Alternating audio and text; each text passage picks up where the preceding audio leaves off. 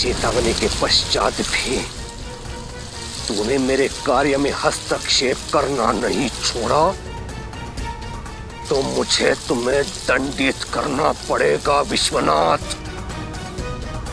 हरिओम।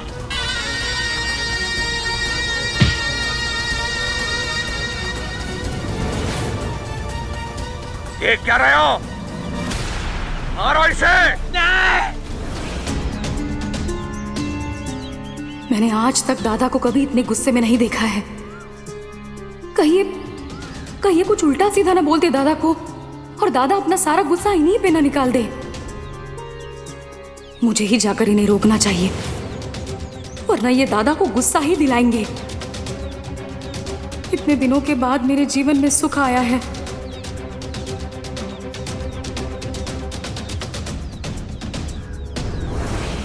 तुम सब मेरी बगिया के फूल हो और फूल हमेशा खिले हुए अच्छे लगते हैं, मुरझाए हुए नहीं। बताओ क्या बात है, क्यों उदास हो तुम लोग? साईं, केशव चला गया, हम सबको छोड़कर लंदन चला गया और जाने से पहले हमसे एक बार भी नहीं मिला वो। और हमें ये भी नहीं पता कि केशव कब लौटेगा। जब लौटने का समय होगा तो लौट भी आएगा। तुम्हारे बारे में चाहे केशव कुछ भी कहे, कुछ भी सोचे, लेकिन हम सब जानते हैं कि तुम केशव से बहुत प्यार करते हो। तो साईं, तुमने केशव को लंदन क्यों जाने दिया? अच्छा एक बात बताओ, क्या तुम लोग मानते हो कि जो कुछ भी होता है वो ईश्वर की मर्जी से होता है? हाँ साईं। तो ये समझ लो कि केशव का यहाँ से जाना भी ये भी उस भगवान की मर्जी थी। वो ईश्वर ही चाहता था कि एक निश्चित अवधि के बाद केशव यहाँ से दूर चला जाए, पले बढ़े।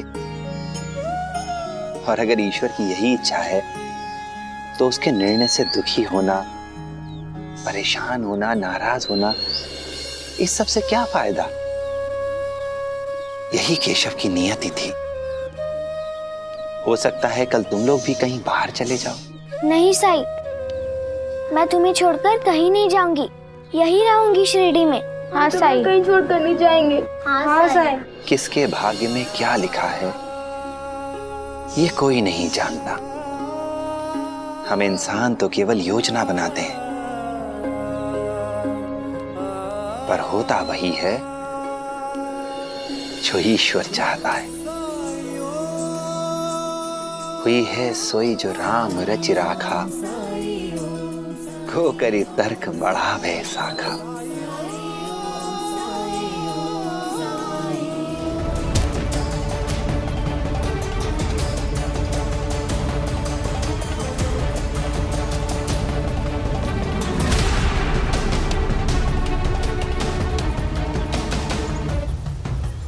तीन तोले सोने से तो कम है, लेकिन कोई बात नहीं, कुछ नहीं से तो ये अच्छा है। मंगलसूत्र मिल गया ना? अरे अब तो बाबा को मारना बंद करो।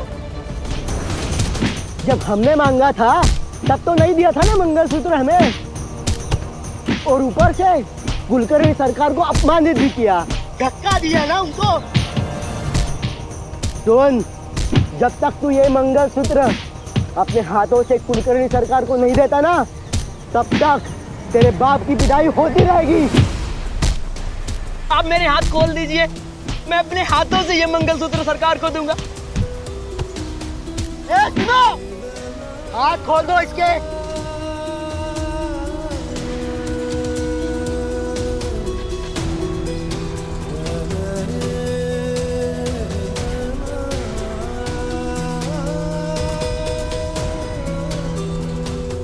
लाओ मुझे दो, मैं सरकार से माफी मांगकर उन्हें अपने हाथों से दूंगा। लाओ दो। अच्छा, ये ले।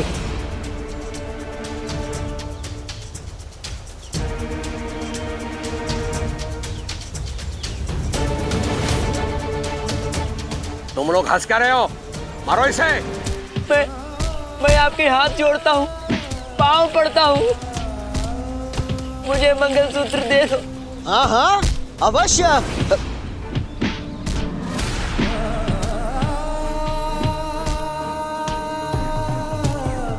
मैंने मना थोड़ी ना किया है।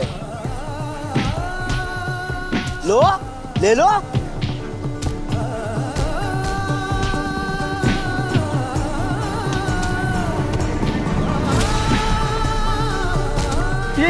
ये क्या किया तुमने?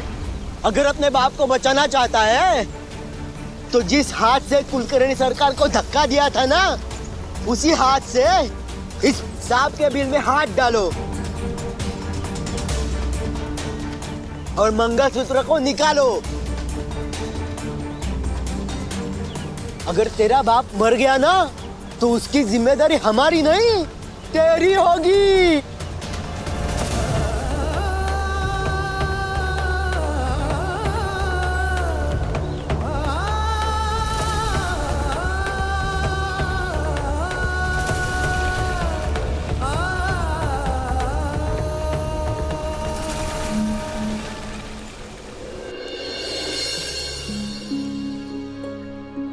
भाग्य का सबसे अच्छा उदाहरण इस फूल के सिवा दूसरा कोई नहीं हो सकता। जब एक फूल खिलता है तो वो नहीं जानता कि उसकी नियति क्या है। कुछ फूल ऐसे सजावट के काम में आते हैं, तो कुछ फूल मृत शरीरों पर चढ़ाए जाते हैं, कुछ भगवान के चरणों में अर्पित किए जाते हैं, तो कुछ राहगीर के चरणों तले कुचले जाते हैं। लेकिन साईं, अगर सब कुछ भगवान की इच्छा से होता है, फिर भगवान सबसे अच्छा काम क्यों नहीं करवाते? बुरा काम करने से क्यों नहीं रोकते?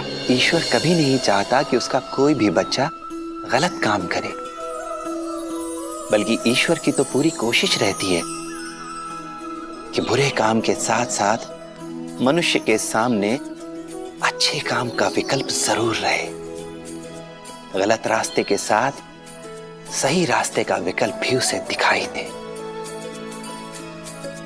और फिर यहां आती है मनुष्य की स्वतंत्र इच्छा, जो उसने हर इंसान को दे रखी है।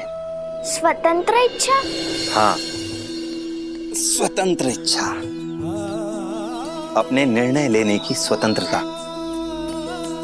अपने फैसले लेने का अधिकार, और ईश्वर उसमें कभी भी हस्तक्षेप नहीं करता।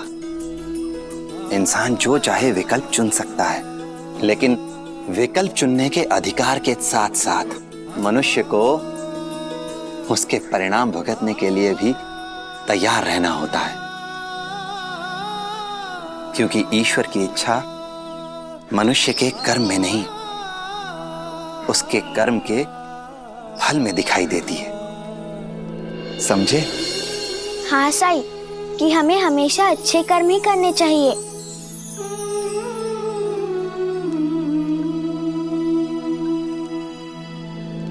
अच्छा साईं, आप ये तोरण क्यों बांध रहे हैं? क्या आज कोई खास दिन है या फिर कोई खास मेहमान आने वाले हैं?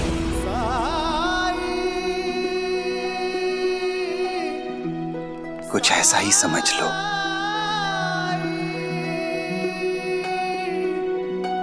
बाबा की रक्षा करना, उन्हें बचाना मेरी जिम्मेदारी है।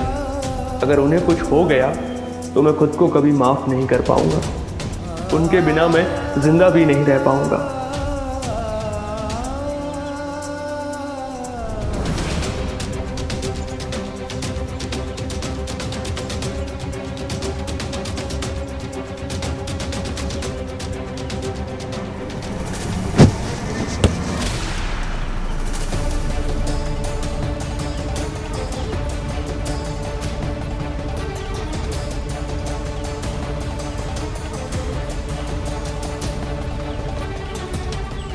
आदित्य, आदित्य उठो! आदित्य, आदित्य! ये लोग श्यामलाल जी को पूरी तरह मार रहे हैं। अगर ऐसे ही मारते रहे तो वो जीवित नहीं बचेंगे।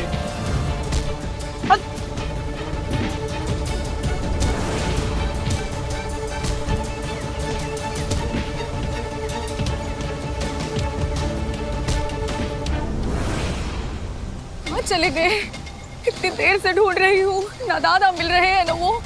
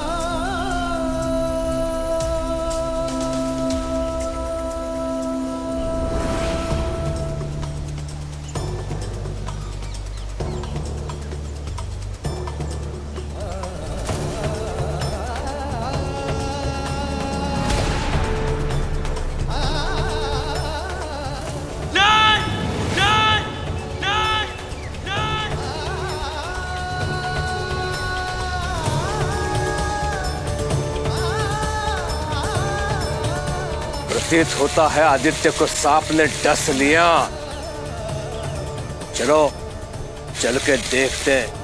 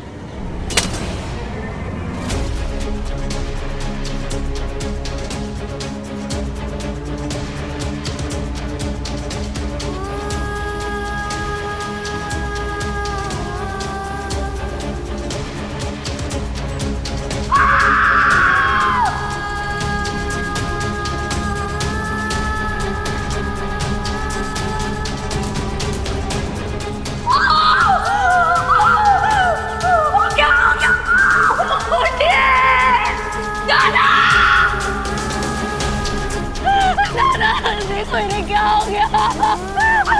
अरे उठाना, उठिए।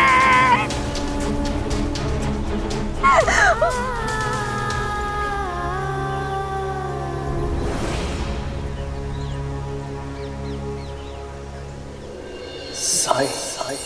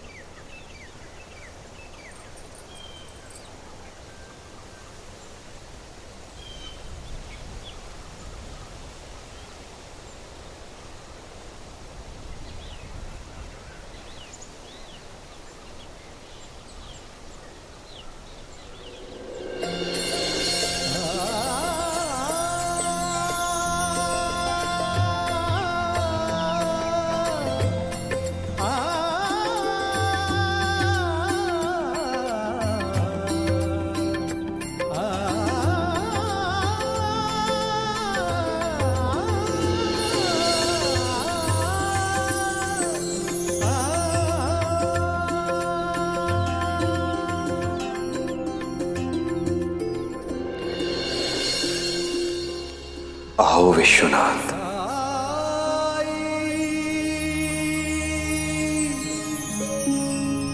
साईं,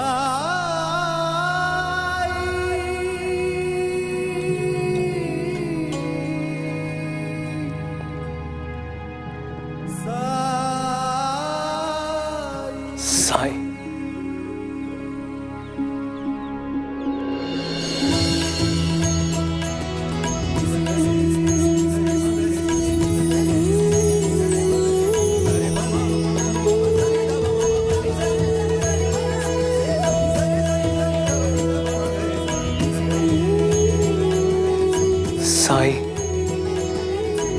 ऐसा लग रहा है जैसे जीवन का उद्देश्य पूरा हुआ। ना कुछ पाना है, ना कुछ खोना है।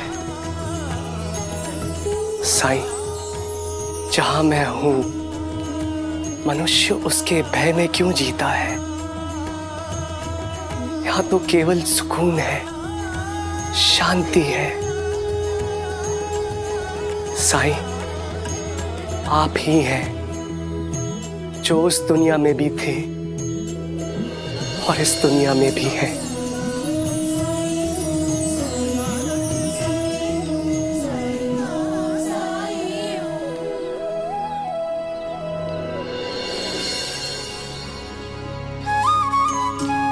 आपने मुझे सब कुछ दिया। पहले मुझ में आत्मविश्वास की ज्योत जलाई, उसके बाद मुझे वो खुशी, वो उपहार दिया जो मैं बरसों से पाना चाहता था। जीव का प्यार। आप ही की शिक्षा के कारण उसने मुझे अपनाया। और सबसे महत्वपूर्ण बात, मैंने अपने जीवन के उद्देश्य को पहचाना। धन्यवाद साईं, मैंने आपके कारण ही अपने जीवन की इस यात्रा को सफलतापूर्वक पूरा किया।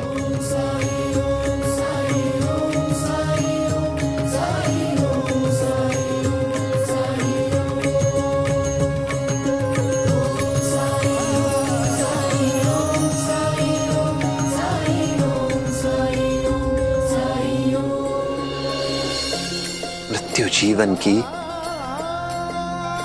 एकमात्र निश्चितता है, परंतु दूसरों के लिए अपने प्राणों का बलिदान देकर तुम हमेशा हमेशा के लिए अमर हो गए हो। उन लोगों के दिलों में तुम हमेशा जीवित रहोगे जिनके दिलों को तुमने छुआ, जिनके सम्मान के लिए तुम खड़े हुए। साईं, मेरी अंतिम इच्छा ये है कि मुझे जीवन मृत्यु के चक्र से मुक्त कर मोक्ष दीजिए, मोक्ष दीजिए साईं।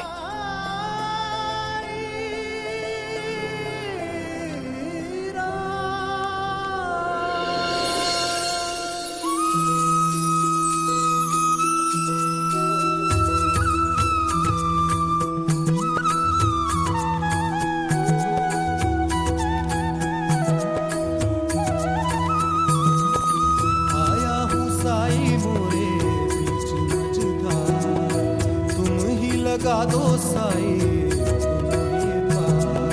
थाम ले हाथ में साई मोरी पतवार, मोरे साई मोरे दाता मोरे तारणहार। परम ज्ञान का भर दे अंजन, अलख निरंजन साई राम। अज्ञान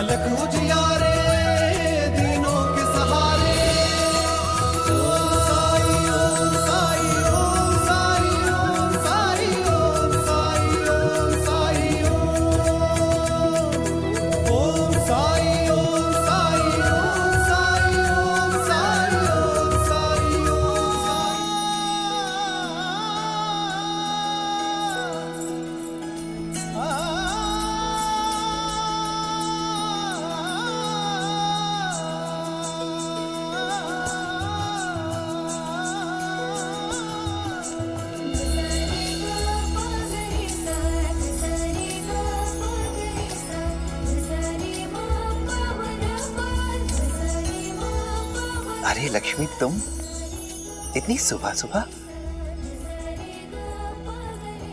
इसमें इतनी आश्चर्य की क्या बात है? इतने सालों में हर सुबह तो मिलने आती रही हूँ तुमसे। वैसे एक बात बताओ, आसमान में क्या देख रहे थे? सूरज को। सूरज में देखने को क्या है? सुबह पूरब में उगता है और शाम को पश्चिम में डूब जाता है, बस।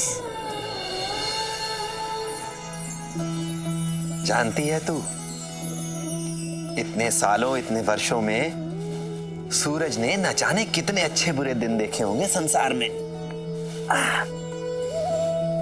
साक्षी रहा है वो, लेकिन इसकी चाल, इसके कर्म पर कोई फर्क नहीं पड़ा। हर सुबह निकलता है ये, बिना किसी भेदभाव के, बिना किसी अपेक्षा के, पुनः उसी ऊर्जा, उसी शक्ति के साथ। सच कहा तुमने साई। सूरज को तो सब कुछ पता होगा, उसे तो वो भी पता होगा जो किसी को नहीं पता।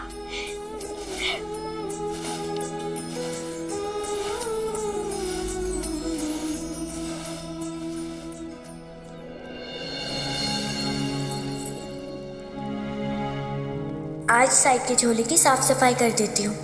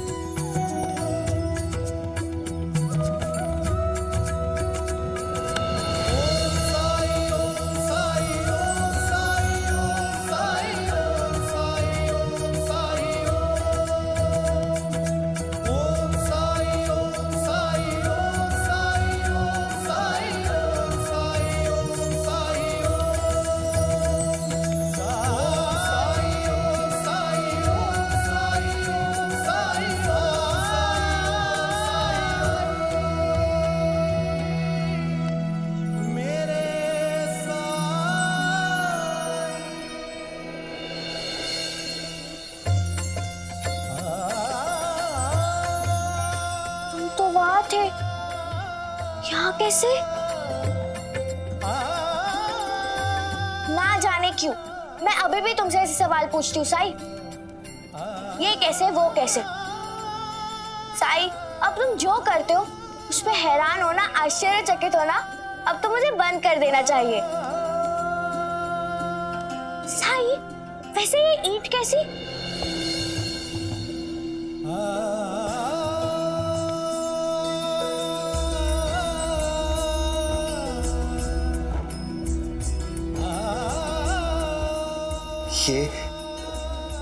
ये मेरे गुरु का आशीर्वाद है।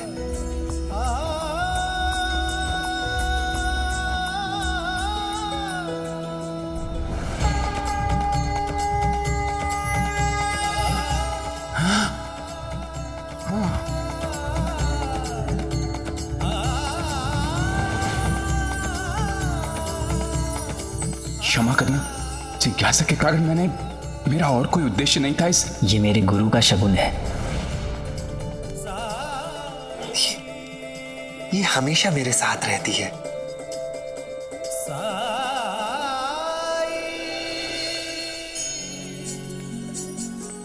आइंदा मैं भी ध्यान रखूंगी साई।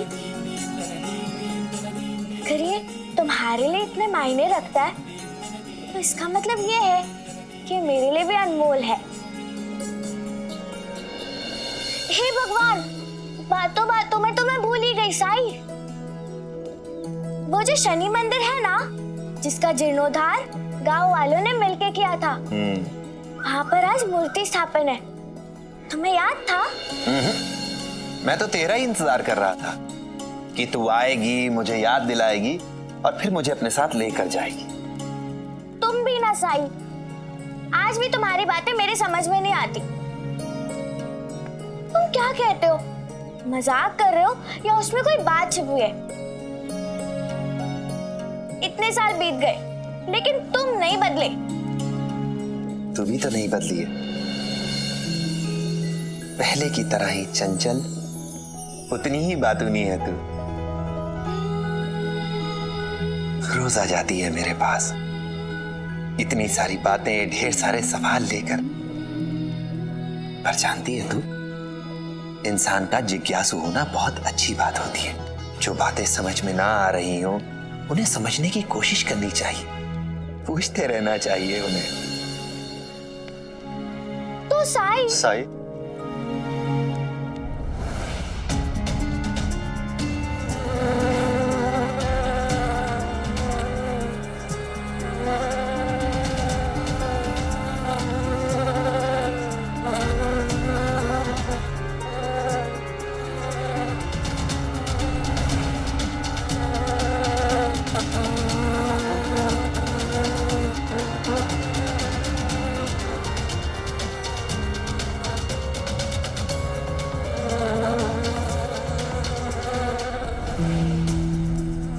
साई, मैं मधुमक्खी पालन और शहद का व्यवसाय करता हूँ और अपनी मधुमक्खियों को लेकर बहुत ही सतर्क रहता हूँ। उनकी बहुत देखभाल करता हूँ और उनको किसी भी तरह की परेशानी नहीं होने देता हूँ। और शहद निकालने से पहले मैं ये सुनिश्चित करता हूँ कि मधुमक्खियों को जरा सी भी समस्या ना हो। परंतु इस बार ये जो सत्ता देख रहे हैं ना आप, मधुमक्खियां इसमें से बाहर ही नहीं आ रही हैं। मैंने बहुत कोशिश की, यहां तक कि छत्ते में धुआं भी छोड़ा, लेकिन कोई फायदा नहीं हुआ। फिर कुछ लोगों ने कहा कि यदि मधुमक्खियों को छत्ते से बाहर निकालना है तो मशाल को जलाकर छत्ते के पास लाऊं। परंतु साई, मैं ऐसा नहीं करना चाहता, क्योंकि ऐसा करने से बहुत सी मधुमक्खियां मर सकती हैं। सब कुछ करके थक हार गया साई, फिर आपके पास आ गया। साई, क्या आप मेरी मधुमक्खियों को बिना नुकसान पहुंचाए छत्ते से बाहर निकाल सकते हैं? साई के लिए कुछ असंभव नहीं है ना?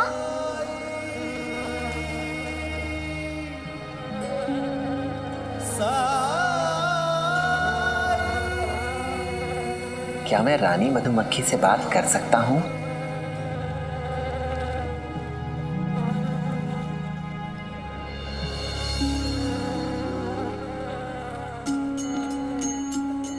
सही सही डंग मार देगी।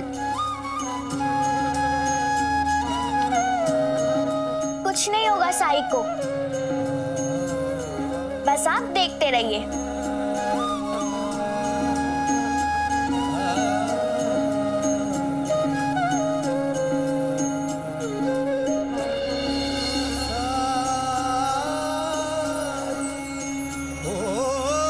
जब कठिनाई छाई तू ही याद आया, भटके राही को तूने रास्ता दिखाया, तूने भक्तों का बेड़ा पार लगाया।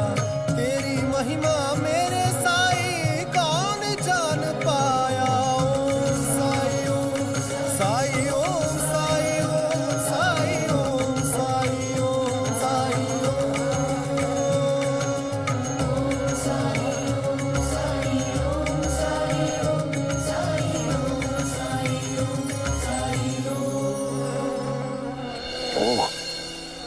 तो ये बात है, तुम्हारी बात मुझे समझ में आई है, बेफिक्र रहो तुम।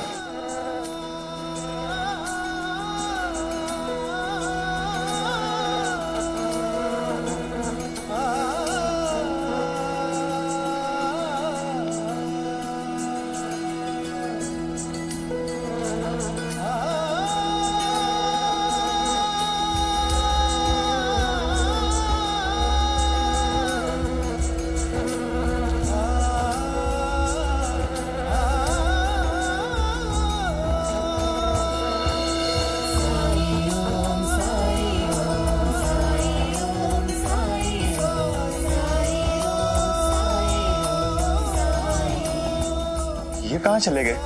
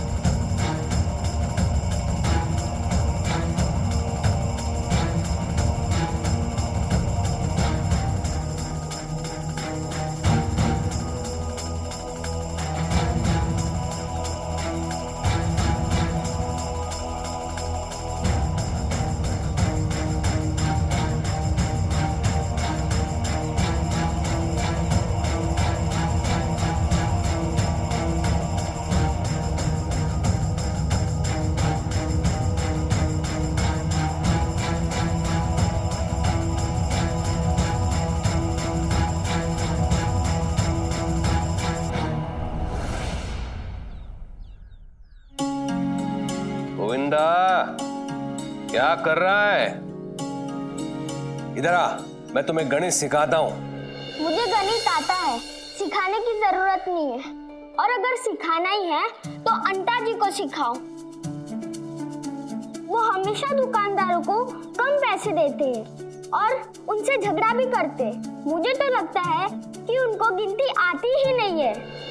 बहुत चतुर है ये गोविंदा। हरिओम हरिओम। गोविंदा, अंता को क्या सिखाना है क्या नहीं वो मैं देख लूंगा, लेकिन तेरी परीक्षा तो लूं। देखो तो तुम्हें कुछ आता भी या नहीं। इधर आ, तख्ती लेके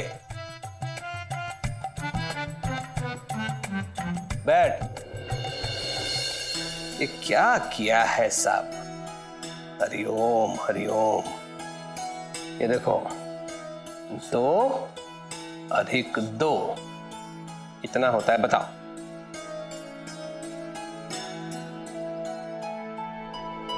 हाँ हाँ, अरे भगवान, 2 और 2 40 होते? अरे 2 और 2 होते हैं। नहीं, 40 होते हैं। कैसे? मैंने देखा था।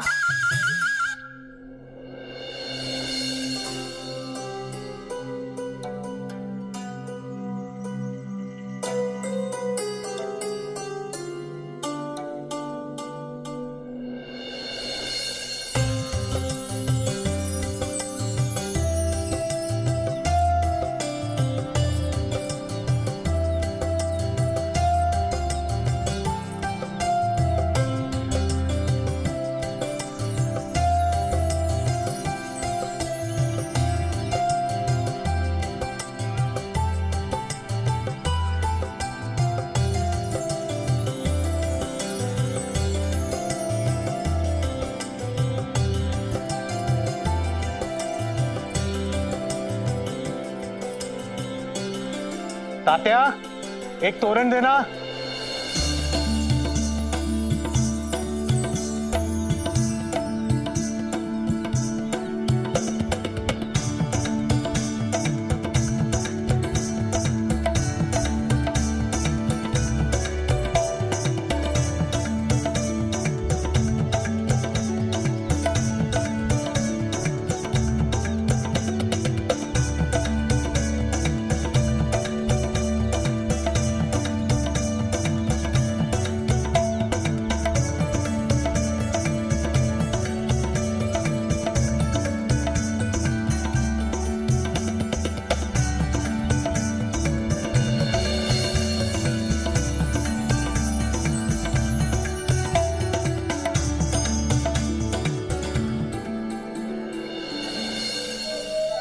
पाटिल जी, मुझे तो कभी कभी बड़ा आश्चर्य लगता है गांव के बच्चों को देखकर।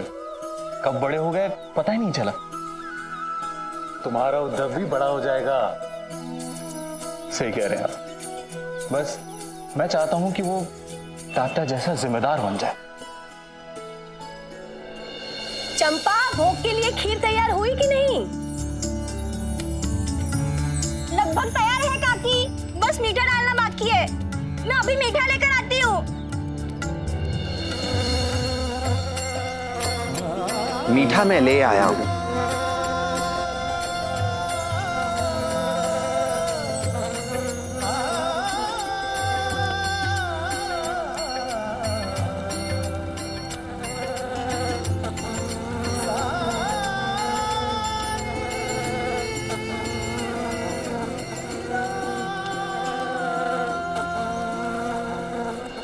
देखो चू, ये बिल्कुल तुम पे गया है, अपनी चूक स्वीकार करने के लिए तैयार ही नहीं है।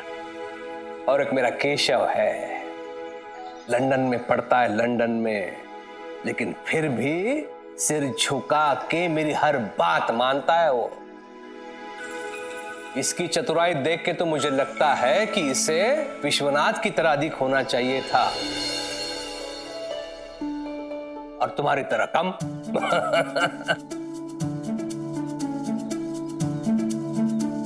आई, इसमें मेरी कोई गलती नहीं है। कभी मामा कहते हैं कि 2-2 4 होते हैं, और कभी कभी कहते हैं कि 40 होते हैं। मैंने कब कहा 40? कल जब वो बूढ़ा आदमी ब्याज देने आया था, तो मैंने किताब में देखा 2 और 2 के आगे कुल जमा 4 लिखा था। जब वो बूढ़े आदमी से बात करके हो गई थी ना, तभी मामा ने उसके आगे शून्य लगाकर उसको 40 कर दिया, और उस आदमी से कहा कि तुम्हें 40 रुपया ब्याज देना है। हरिओम हरिओम। जो मैंने देखा वही मैंने सीखा।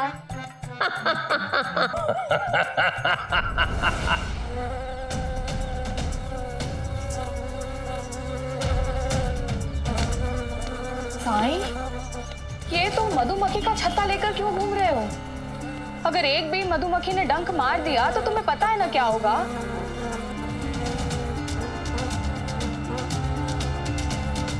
चलो हटाओ इसे, दूर करो अपने से।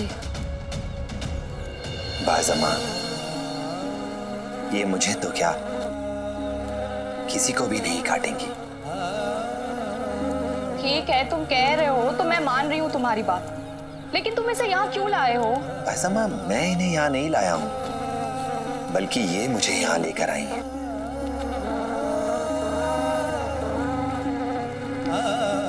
इनकी ही इच्छा थी कि मैं यहाँ आऊं।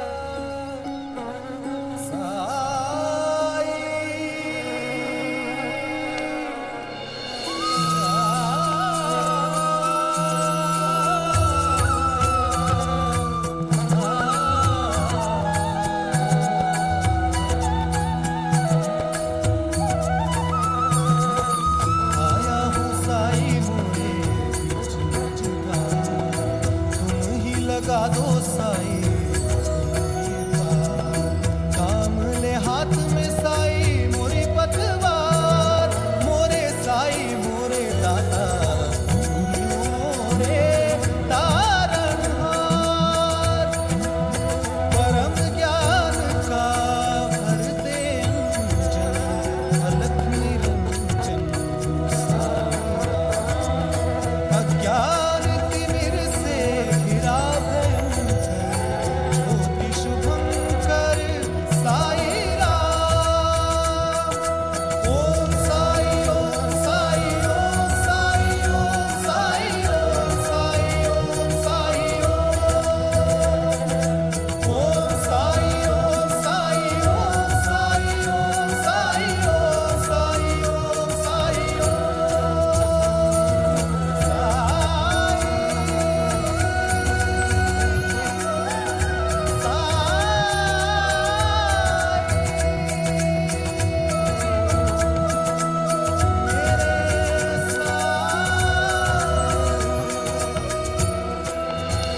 इस उम्र में ही मेरी टांग खिंचाई करने लगा तू।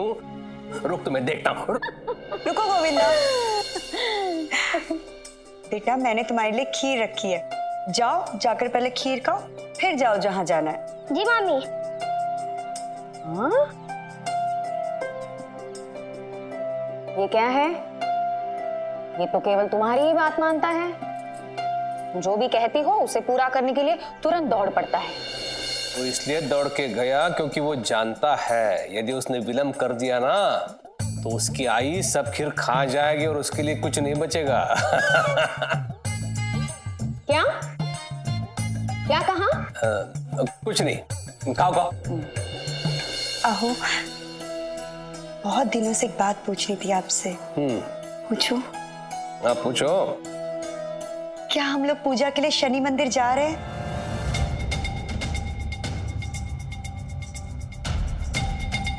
निमंत्रण भेजा था उन लोगों ने?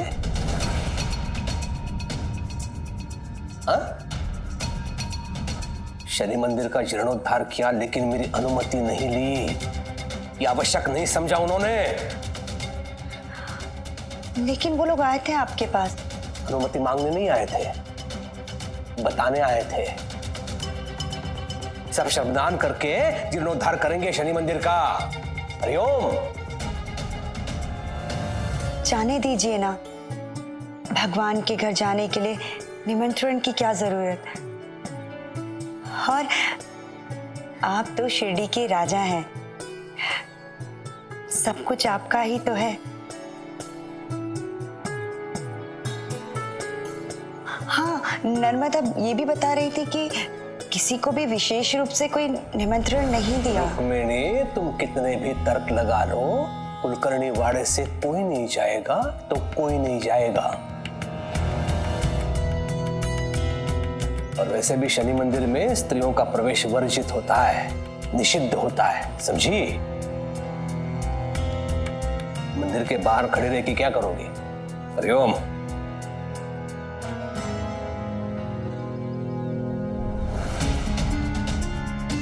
पूरी शिरडी में पूजा में शामिल होने की तैयारियां चल रही है।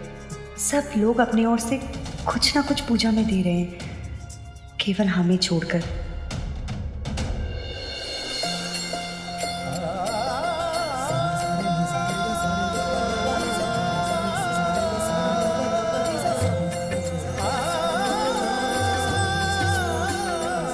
शुक्रिया रानी साहिबा।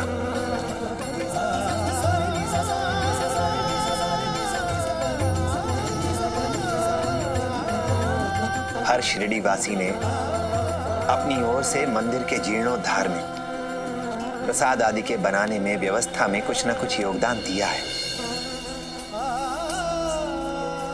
और इसीलिए ये मक्खियां भी चाहती थी कि वो अपनी ओर से कुछ योगदान दें। इन्होंने फैसला किया कि इनके शहद का उपयोग प्रसाद बनाने में किया जाए। और इसीलिए मधुमक्खियां अपने छत्ते से बाहर नहीं निकल रही थीं।